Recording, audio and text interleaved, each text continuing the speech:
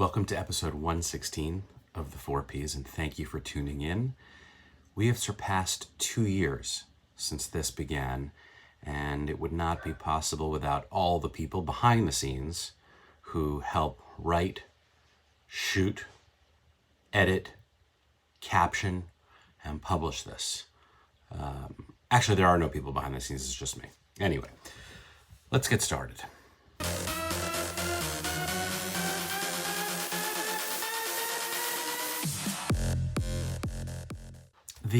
And we'll start with the global pandemic because, hey, why the hell not? This is something that has impacted all of us, right? Some of the effects have been universal, while others are very much personal and individual and different. For many companies, the shift to working from home or at home working has had both positive and negative impacts as well. And there are some companies who have already determined that a permanent return to the office just may not happen. Now, I, for one, am looking forward to a return to working in an office.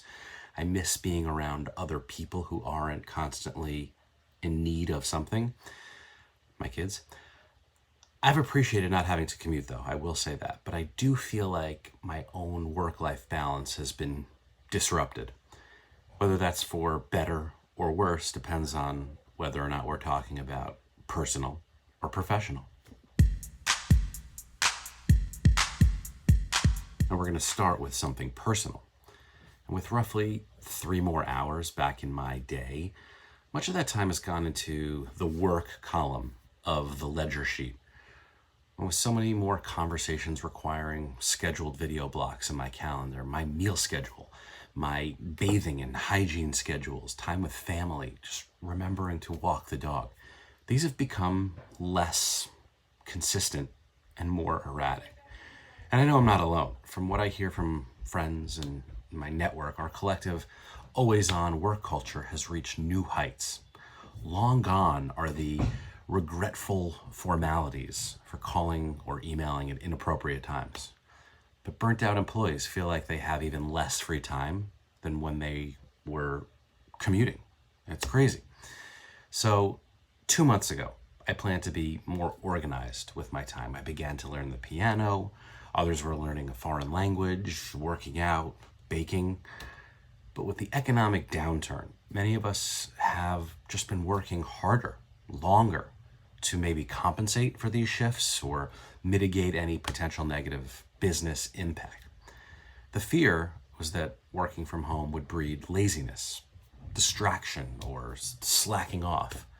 But early data actually suggests that productivity is up, at least at some companies.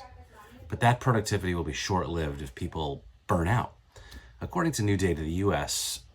Sees employees working from home logging 3 more hours per day on the job than before the lockdown. And that's happening globally too. Why? Because so many people feel like they have no legitimate excuse for being unavailable.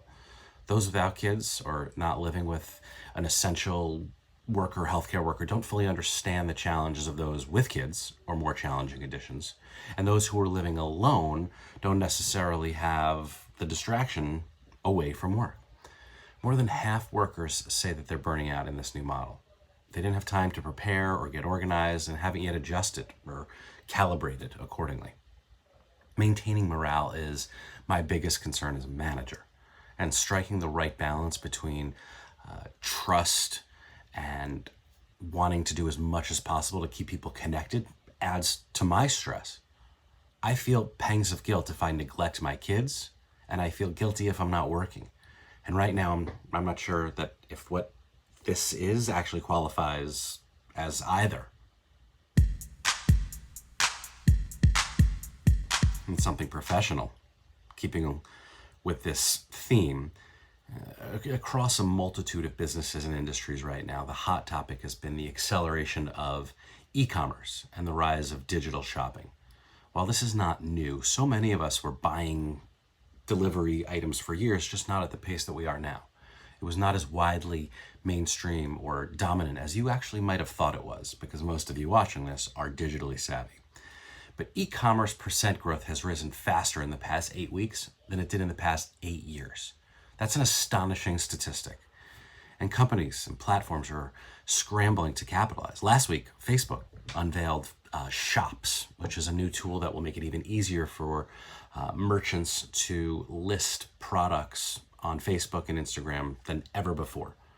Brands will have to register on Shops to sell products through their storefronts. Stories and ads can all be connected to it. Third-party partners like Shopify and Woo will do the heavy lifting in terms of handling inventory and orders and fulfillment. But the content architecture, the digital architecture for brands becomes a bit more complex yet again in terms of where and how to drive consumer conversion along with retail stores and digital shops and brand-owned and DTC offerings. It's so much. Amazon, Google, everybody's selling. But, and hear me now and maybe believe me later, there is going to be a leveling off or potentially even a backlash against all of this e-commerce when all is said and done. There just isn't the ability to fulfill and deliver on the expectations yet.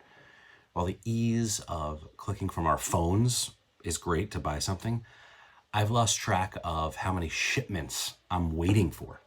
Some of the UX on sites is just terrible. Delivery delays are rendering the notion of instant gratification completely null and void. I think as of last check, I'm waiting on 23 items from Amazon. Yes, I'm buying, but I've slowed down because I just don't know what I have, what I need, and what I still am waiting on. It's impossible. And with so much pent-up energy, people want to go shopping again. We're seeing it already. People are being irresponsible, but they're out there. So the question is both if and when. When will things open up? And if there are going to be any stores left to shop at all? Or will they all just go bankrupt before the lockdown ends? Something practical. You know, we are a digital family, but we're an OTT family. We pay for digital content and streaming subscriptions for multiple video, music, and even gaming channels at this point. And the increasing competition and complexity is just confusing and increasingly costly. I've had a Spotify premium account for like 100 years, and my particular subscription is tied to Hulu, right? They offer that joint bundle for savings and efficiency reasons, right? It's like $10 a month and we get both. But my kids and my wife now want their own Spotify accounts. They are tired of me hogging the playlist preferences. And Spotify Family is a great deal, $14 for 6 family members. But that means having to then choose between my current premium with Hulu or losing Hulu and getting the family on board. It's confusing. I've been sitting here for like 2 days trying to weigh whether to drop our Hulu combined plan and upgrade to Spotify. I don't know what to do. We're talking about a difference of like $8 a month, but I'm just agonizing over it, right? And it's like, what is the right thing to do? Planning like it's D-Day or something. But one thing that may make it easier, the introduction of Spotify for Kids, which is a new app from Spotify this week. It is ideal for kids. It can fall within the family plan, but then again, I had successfully steered our kids away from some of the more popular yet utterly annoying kid songs, like Baby Shark. So these additional considerations are just adding more complexity to our ongoing and evolving OTT subscription diet. The key, and this is my practical tip, make a list of all the things that you're actually spending money on and prioritize where and how you're doing it. What you might find is that cutting the cord is the best first option if you haven't already done that. And for something political, this is a bit challenging, and granted, President Obama never faced anything like what the Trump administration is currently dealing with. And I can only wonder how differently things might have been with a competent, committed, compassionate leader at the helm. But there was significant outcry from the right whenever President Obama played golf, right? Just as there was significant outcry over this past weekend because President Trump played a round of golf. Now, honestly, he's played a lot. I get it. But I'm not nearly as bothered by this specific activity, even if it doesn't look great at this time. Presidents have a stressful job. Whether they're good at their job or not, it doesn't matter. So taking 4 hours off on a weekend to unwind, find some balance, can actually be a healthy thing. I said this about Obama, and I'll say it about Trump.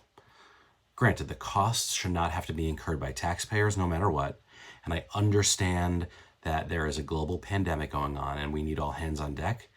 But he's got a team of people, in theory, that are helping him. So to unwind, decompress, play golf, not the end of the world. Look, at the end of the day, we should be critical for policies, actions, language, and leadership decisions, or the absence of any and all of those things in a specific situation. But to belittle someone for taking a few hours off, can we just knock off this ridiculous form of partisan criticism once and for all, please?